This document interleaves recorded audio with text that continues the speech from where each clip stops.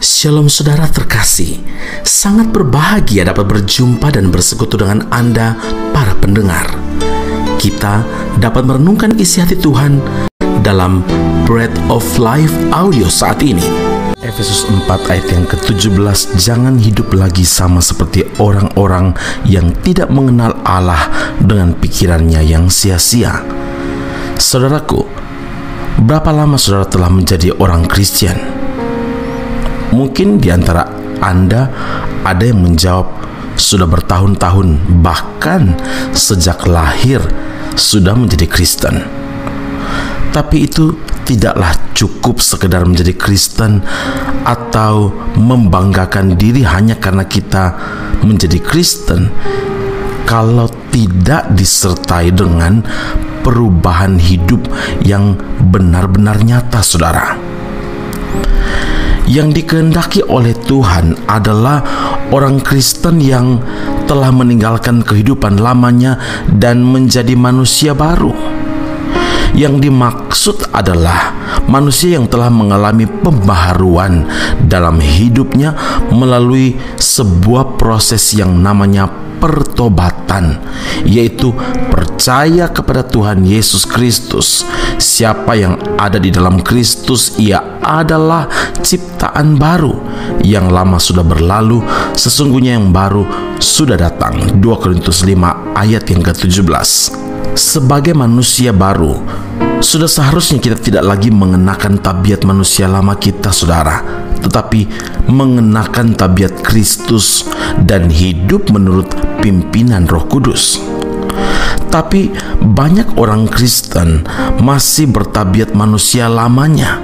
Buktinya adalah seperti gambaran Alkitab, Galatia 5 ayat 19 sampai 21. Masih ada percabulan, kecemaran, hawa nafsu, penyembahan berhala, sihir, perseteruan, perselisihan, iri hati, amarah, kepentingan diri sendiri, percideraan, roh pemecah, kedengkian, kemabukan, pesta pora dan sebagainya. Nah, untuk bertumbuh menjadi manusia baru, maka langkah yang harus kita lakukan adalah membuang cara hidup manusia lama itu dengan menjadi serupa dengan Kristus dan hidup dipimpin oleh Roh Kudus. Bukan diri kita yang memimpin hidup kita sendiri. Jelas bahwa dosa adalah faktor penghalang utama dari persekutuan kita dengan Tuhan.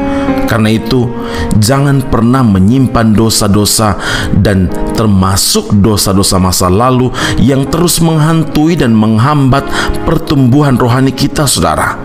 Tetapi mari kita mengakui di hadapan Tuhan supaya darah Kristus bekerja menyucikan dosa-dosa kita. 1 Yohanes 1 ayat 9 firman Tuhan berkata, jika kita mengaku dosa kita, maka Ia adalah setia dan adil, sehingga Ia mengampuni segala dosa kita dan menyucikan kita dari segala kejahatan. Saudaraku, marilah sediakan banyak waktu untuk belajar firman Tuhan. Mari menyediakan waktu untuk bersekutu dengan Tuhan, sehingga kita semakin mengenal pribadi Tuhan kita lebih dalam lagi dan dapat meneladani hidupnya. Ini juga berarti kita mau dipimpin oleh Roh Kudus dan tidak lagi menuruti keinginan sendiri. Karena jika kita tetap mengenakan manusia lama, maka sia-sialah kekristenan kita, saudara.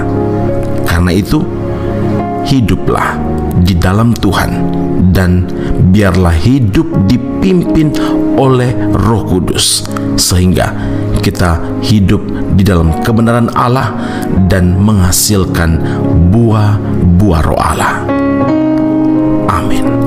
Mari kita berdoa. Bapa di surga, terima kasih Tuhan Yesus.